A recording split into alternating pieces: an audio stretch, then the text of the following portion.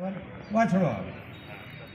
હવે વાછડો આપણે જનરલી ઘેર ઉછેર થવા દેતા નથી, પણ કેમ ઉછેરવો પડે છે?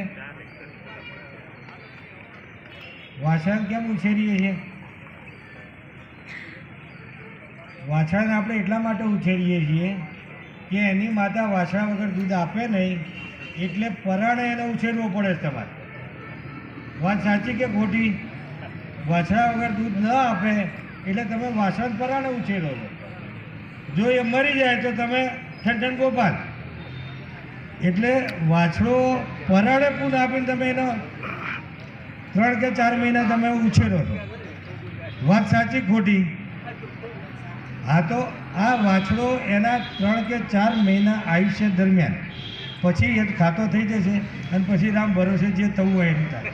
પણ 4 મહિના સુધી એ કેટલું દૂધ પી જાય છે તમને કોઈ ખબર છે? એક વાછડો કે વાછડી 4 મહિના સુધી દિવસનું કેટલું દૂધ પીવે કોઈ ખબર છે? તમે એક આચાર નાના બચ્ચાને તો રાખો ને ખવડાવવા માટે. એક આચાર એટલે ઓછામાં ઓછું એ સવારે લીટરથી 1.5 લીટર અને સાંજે લીટરથી 1.5 લીટર દૂધ પીવે. 3 લીટર રોજનું દૂધ પીવે. મહિનાનું 90 લીટર, 4 મહિનાનું 9 ચોક 36 350 લીટર દૂધ પીવે. 350 લીટર દૂધ એટલે એનો સરવાળો તમે કેલ્ક્યુલેટર ઉપર કે મોબાઈલ ઉપર માંડી જુઓ શું થયું.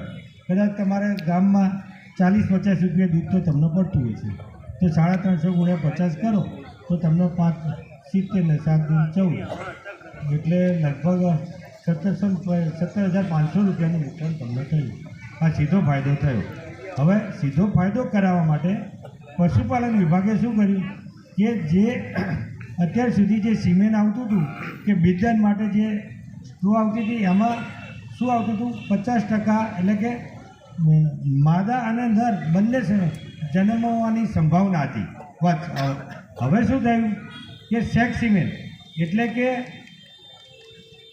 વૈજ્ઞાનિક પદ્ધતિથી જે બિદાન કરીએ એમાં તમારે 90% જાનવરોમાં વાછડી જ આવે, વાછડું ન આવે એવું સેક્સ સોર્ટેડ સિમેન્ટ આપણા પશુપાલન વિભાગે હમણાંથી લોન્ચ કર્યું છે અને દરેક જગ્યાએ અત્યારે અવેલેબલ છે. અને એને એકચ્યુઅલી બહુ કિંમત ઊંચી છે. સરકારે સબસિડી આપી અને એને 50 રૂપિયા પ્રતિ ડોઝની કિંમતે સંસ્થા ઉપર તમને સેક્સ સિમેન્ટ ડોઝ મૂકી આપવામાં આવે. જો જાનવર તમારે વ્યવસ્થિત વેતરમાં આવેલું હોય, શુદ્ધ લાડી કરતી હોય અને બીજી કોઈ જ તકલીફ ન હોય તો તમારે જાનવર ફળવાની શક્યતાઓ લગભગ 60% જેટલી થઈ જાય છે. એટલે કે 100 જાનવર તમે ફેરવો તો 60 જાનવર તમારે ગાભણ થઈ જાય અને એ 60 જાનવર ગાભણ થઈ જાય એમાંથી 55 થી 50 બચ્ચા વાછડી જ આવે અથવા તો પાડી જ આવે એવું સંશોધન થયેલું છે અને એ ગ્રામ્ય લેવલે મળતું થઈ ગયું છે. એટલે મારે તમને એવો આગ્રહ છે કે હવે તમે જાનવરને જ્યારે બી વેતરમાં આવે, પાડીએ આવે, લારી કરે ત્યારે એની તપાસ કરાવી અને રેગ્યુલર તમે સેક્સ સોર્ટેડ સિમેન્ટ એટલે કે વાછડી જન્મે કે પાડી જન્મે એવું બિધાન તમે મુકાવો તો તમને મેક્સિમમ દૂધ તમે જે મેં હમણાં તમને ગણતરી કરાવી કે 350 લીટર દૂધ તમે જે પીવડાવ્યું છે એનું ત્રીજી પેઢીમાં એટલે કે 3 વર્ષે એ તમારું બચ્ચું દૂધ આપતું થઈ જાય અને સારી ક્વોલિટી. કારણ કે જે વૈજ્ઞાનિક રીતે સંશોધન થયું હોય અને જે એના માટે સાંઠ વાપરવામાં આવ્યો હોય એ પેડિગ્રી સાંઠ જ હોય, સારી ક્વોલિટીનો જ સાંઠ હોય અને એને જ સેક્સ સોર્ટેડ સિમેન્ટ બનાવવામાં આવ્યું હોય. એટલે તમારું જે બચ્ચું પણ જન્મે એના મિનિમમ સ્ટાન્ડર્ડ પ્રમાણે એના દૂધ કાઢે જ.